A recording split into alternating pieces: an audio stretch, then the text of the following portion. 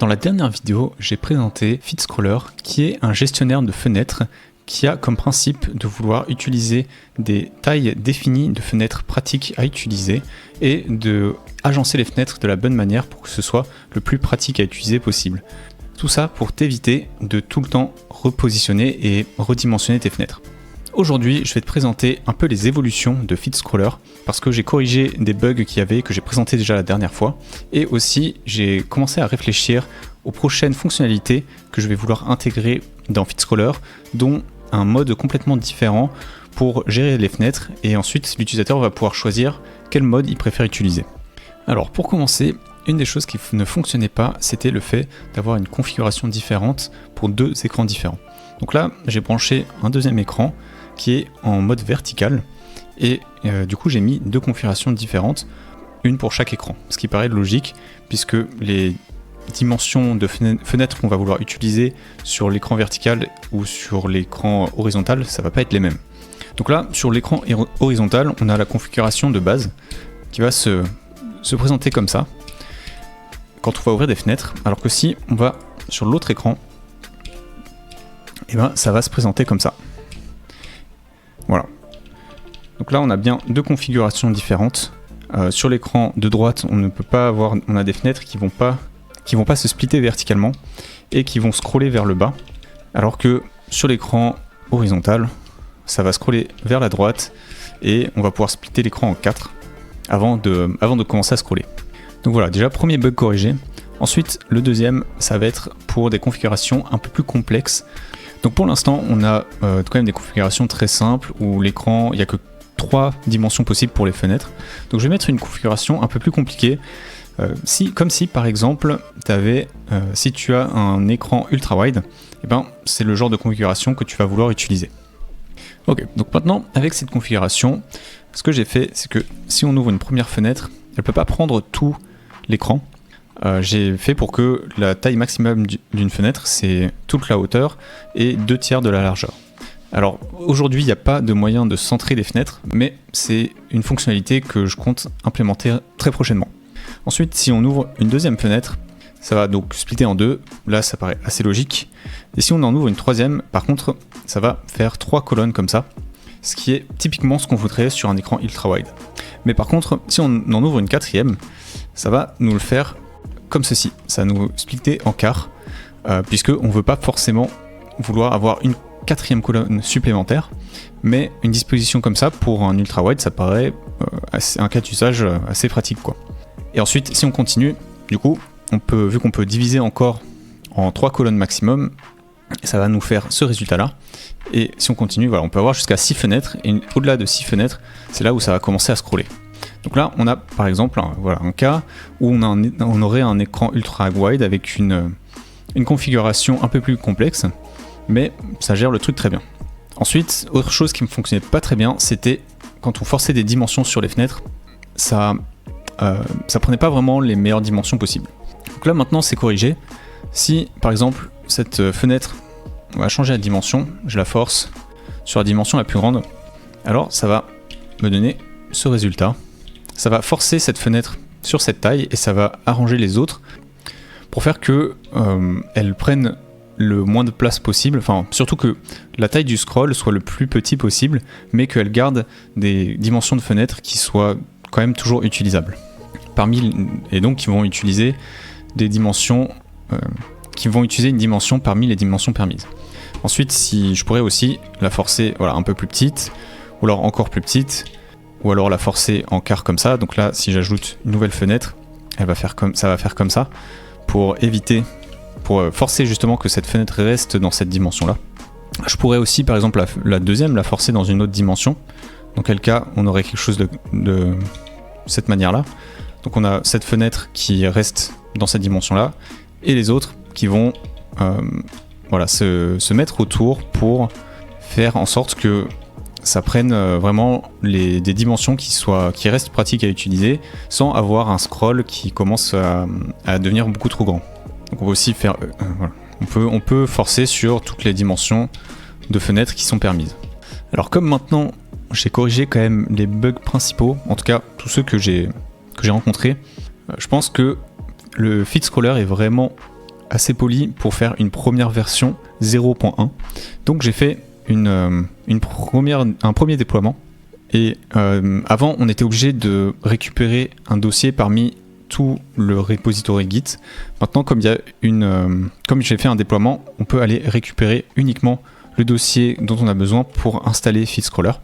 Donc c'est documenté bien sûr dans le guide d'installation de Hyperland sur le repo. Je mettrai le lien dans la description si jamais tu as envie de tester. Donc il suffit de te rendre sur la page de la release. Et si tu retrouveras l'archive qui contient du coup uniquement les fichiers dont tu as besoin pour installer FeedScroller. Tu extrais l'archive, tu l'ajoutes dans ta configuration Hyperland et c'est bon, FeedScroller sera installé. Donc maintenant, j'aimerais parler un petit peu des prochaines fonctionnalités que je compte implémenter dans FeedScroller. Donc déjà, on va avoir le fait de pouvoir centrer une fenêtre si elle ne prend pas tout l'écran. Voilà, ça va être un petit paramètre où tu peux choisir quand tes fenêtres ne prennent pas tout l'écran, est-ce qu'elles vont se centrer ou est-ce qu'elles vont rester sur la gauche, ou plutôt sur le début du scroll. Ensuite, je vais aussi faire pour que le fichier de configuration soit complètement isolé. Donc, parce qu'en fait, pour l'instant, tu vas devoir ouvrir le fichier config.lua dans FeedScroller. Et en fait, c'est le fichier, il contient pas uniquement la configuration, mais aussi les fonctions du code en fait de FeedScroller qui permettent de charger la configuration. Et ça, l'utilisateur, il n'en a pas besoin. Et donc, je compte isoler la configuration de l'utilisateur, la mettre dans un fichier dédié. Comme ça, ce sera un petit peu plus propre pour faire ta configuration. Tu pourras aussi plus facilement sauvegarder des configurations ou changer de configuration juste en changeant un seul fichier. Ensuite, une autre fonctionnalité que j'aimerais ajouter, c'est le fait de pouvoir choisir la liste des dimensions forcées. Parce que là, pour l'instant, pour forcer une dimension sur une fenêtre, tu as le choix entre toutes les dimensions qui sont possibles dans ta configuration. Mais la manière de forcer une dimension, c'est de circuler entre toutes les dimensions différentes. Et tu fais ça avec un raccourci clavier. Et si tu as des configurations où tu as beaucoup de dimensions différentes, alors ça peut être un peu pénible de trouver la bonne dimension. Et peut-être qu'il y a certaines dimensions que tu vas jamais forcer et d'autres que tu vas vouloir forcer. Donc là, l'objectif, ce serait de rajouter un paramètre dans la configuration. Tu puisses configurer la liste des dimensions forcées autorisées séparément de la liste des dimensions autorisées par le layout automatiquement. Donc comme ça, peut-être que sur ta configuration, tu aimerais pour que en automatique, il y ait genre par exemple 6 dimensions différentes qui soient possibles, mais que quand tu forces une dimension, il n'y en a que 3 qui sont possibles, et comme ça là, ça te permettrait de faire ça. Et ensuite, donc la dernière fonctionnalité que j'ai prévue pour l'instant, c'est comme je disais en début de vidéo, d'avoir un mode différent. Donc en fait, pour l'instant, comment ça fonctionne, comment FeedScroller fonctionne, c'est qu'il va toujours vouloir conserver l'ordre des fenêtres. Donc on est vraiment sur une logique de liste de fenêtres qui ont un ordre. Donc là, l'ordre qui va être utilisé, ça va être des colonnes en allant de haut en bas, puis de droite à gauche. Donc on a du coup des raccourcis pour changer le focus avec le clavier, où tu peux faire focus suivant ou focus précédent. Et du coup, ça va parcourir les fenêtres dans l'ordre. Donc là, si je le fais, ça te permet de voir l'ordre dans lequel les fenêtres, elles sont positionnées. Et donc, si on continue à ajouter des fenêtres, ça va toujours garder cet ordre-là. Donc ça fait des colonnes en fait qui vont s'ajouter sur la droite. Et ça veut aussi dire que si, par exemple, je ferme cette troisième fenêtre, et ça va décaler toutes les autres fenêtres pour maintenir l'ordre en fait. Donc je vais ouvrir des fenêtres différentes pour que ce soit un peu plus visible. Voilà, là j'ai 4 fenêtres différentes. Si par exemple je ferme la troisième, alors celle qui était en... là j'ai fermé la deuxième, celle qui était en troisième, elle a pris la place de la deuxième, la quatrième a pris la place de la troisième, etc. Ça garde toujours le même ordre et ça déplace les fenêtres. Sauf que quand on utilise son ordinateur, c'est quand même souvent plus facile de s'y repérer si on a une mémoire spatiale, c'est-à-dire que en fait, en soi, on s'en fout un peu de l'ordre dans lequel on a ouvert ou fermé les fenêtres. Ce qui va compter, en général, c'est plutôt le positionnement dans l'espace. Donc, ce que j'aimerais implémenter comme mode, c'est que si je ferme la fenêtre qui est en bas à gauche, par exemple, alors ça va juste agrandir celle qui est au-dessus. Et celles qui sont à droite là, elles vont pas bouger. Pareil, si, imaginons, j'ai 3 fenêtres qui sont ouvertes comme ça, quand j'en ouvre une nouvelle, je veux que ça s'ouvre ici, parce que c'est là où c'est l'emplacement où il y avait le plus de place. Donc c'est logique que c'est là où on aurait placé la fenêtre suivante. Et donc ça voudrait dire que par exemple là on a une fenêtre, on cherche où est l'emplacement où il y a le plus de place de mettre une nouvelle fenêtre quand j'en ouvre une, ça va être de la splitter en deux. Ensuite là si je veux ouvrir une troisième fenêtre, ça va être pareil. Je vais chercher la fenêtre la plus grande et essayer de la splitter en deux. Donc là il y en a 2 qui sont aussi grandes, donc voilà, ça pourrait faire ça.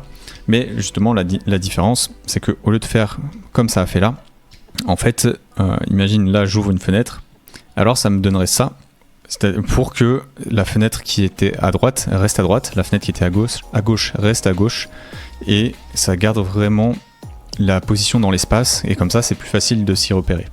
Mais par contre avec ce genre de logique, ça veut dire que tu peux plus trop avoir de fenêtres précédentes ou de fenêtres suivantes. Là tu vas plus avoir la possibilité de changer entre droite, gauche, haut et bas. Et donc il y aura des raccourcis clavier pour déplacer à gauche ou à droite, ou en haut ou en bas, le focus, ou pour le déplacement des fenêtres. Alors qu'aujourd'hui, on a seulement déplacé avant, déplacé après, que ce soit pour le déplacement de fenêtre ou le déplacement de focus. Donc je pense que ce mode spatial, ça va être le mode préféré, enfin en tout cas mon mode préféré par rapport à l'autre, le mode qu'il y a actuellement. Mais après, ça peut dépendre des préférences. Peut-être que toi, tu préférais le mode dans l'ordre, qui garde les fenêtres dans l'ordre, plutôt qui est celui qui va garder les dispositions dans l'espace. Mais voilà, l'objectif c'est que l'utilisateur puisse choisir entre les deux, et les deux utilisations ont leur propre logique, et donc voilà, pourquoi pas avoir les deux. Donc voilà, si tu as envie d'utiliser FeedScroller, le projet est open source, par contre c'est codé en Lua et c'est pour Hyperland, donc il faut que tu aies une version de Arch Linux avec Hyperland pour pouvoir l'utiliser. Mais si c'est ton cas, n'hésite pas à l'essayer, n'hésite pas à me dire en commentaire si tu as des questions, si tu as des suggestions, ce que tu penses de FeedScroller. Laisse un like sur la vidéo si elle t'a plu, et n'hésite pas à t'abonner à la chaîne si ça t'intéresse. Et sur ce, je te dis à la prochaine.